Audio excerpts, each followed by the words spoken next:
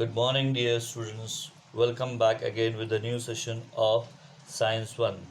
We are starting with the lesson law of motion. We have already started with it.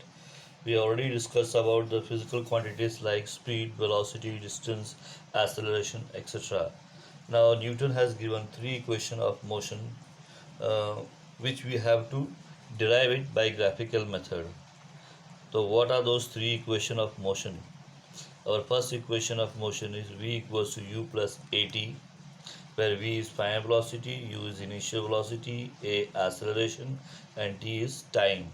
This equation gives the relationship between velocity and time. The second equation of motion is s equals to ut plus half at square, which gives the relationship between displacement and time. Here s implies displacement. And the third equation is v square equals to u square plus 2as. This is the relationship between velocity and displacement. Now, how to obtain this equation by graphical method? That we can study it by drawing the graph. Now, the graph clearly indicates, you can see each and every part of the graph here. Here, x-axis is time t, y-axis velocity. Here two parallel lines are there. First parallel lines to x-axis starts from D to A, second parallel line from C to B, then one parallel line to y-axis which crosses the parallel lines at A and B. Now here certain uh, substitutions we have to take it as initial velocity u equals to OD equals to EA, u equals to OD equals to EA. That is initial velocity. Final velocity is what? V equals to OC. See here V. So OC, which is equals to EB. And the next one is time t, that is from O to E is taken as time t, which will be equivalent to dA, which may also be equivalent to CB. So these are our substitutions. Based on this, now we are going to derive the equation. Let's see how. As per the definition of acceleration, acceleration is defined as change in velocity per unit time. Here acceleration A equals to change in velocity upon time. Here change in velocity implies final velocity minus initial velocity upon time. Here final velocity as per the graph is nothing but OC, and initial velocity is OD upon T. But OC minus OD by betweenness property becomes CD. Acceleration is represented by small letter a and time is represented by t. Now after cross multiplying we get CD equals to AT. Now CD, which is also parallel and equal to AB also. Now already we have studied that we have to draw parallel lines in order to get the answers. Now after drawing parallel line, we know that BE is equals to AB plus AE by betweenness property, that is B dash A dash E. Now value of BE is V, value of AB is AT. See here AB and CD both are AT, and value of AE is U. So we have received our first equation of motion, V equals to U plus AT. Now as per the figure, distance covered by the object is given by area of quadrangle DOEB. Here the object covers distance s with time t. So as we all know that s displacement is nothing but area of quadrangle DOEB. Now this quadrangle DOEB is divided into two parts.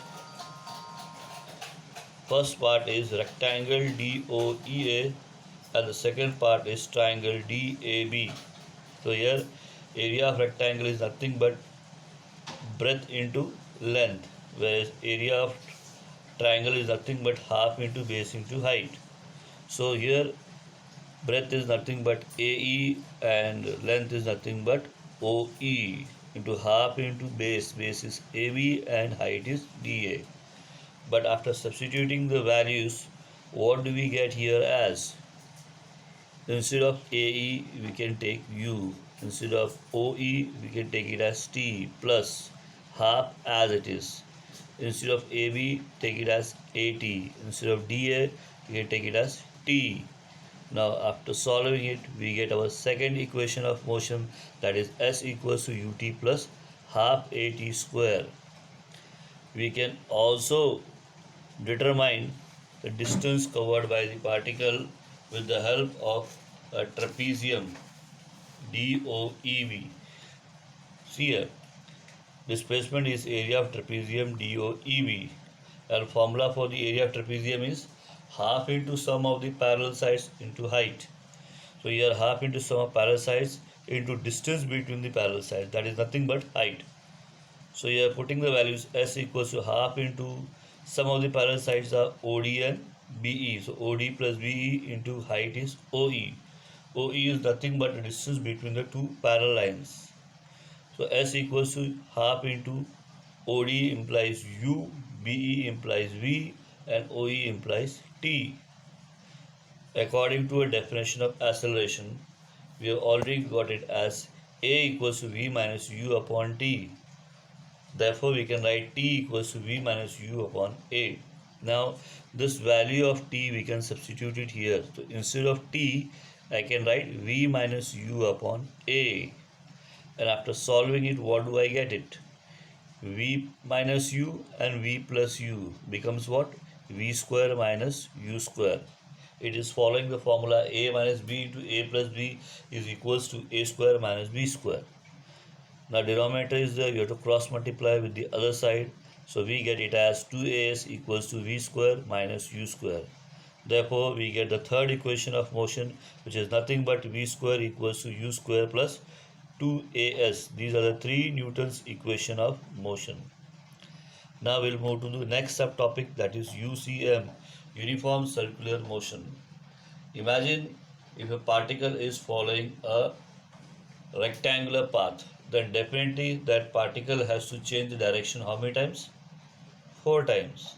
Similarly, if the particle is following the direction of pentagon, then the particle has to change direction 5 times. For hexagon 6 times, for heptagon 7 times, for octagon 8 times, and so on. This implies that as many number of sides are there, that many times the particle has to change the direction. So what if in case if the number of sides are infinite, then how many times the particle has to change direction? Then definitely the particle has to change direction infinite times. Then what can be the expected diagram? The expected diagram is nothing but the circle. Under such circumstances, we will say that the particle is performing uniform circular motion.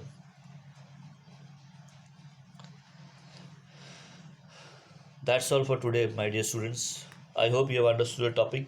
Have a great day.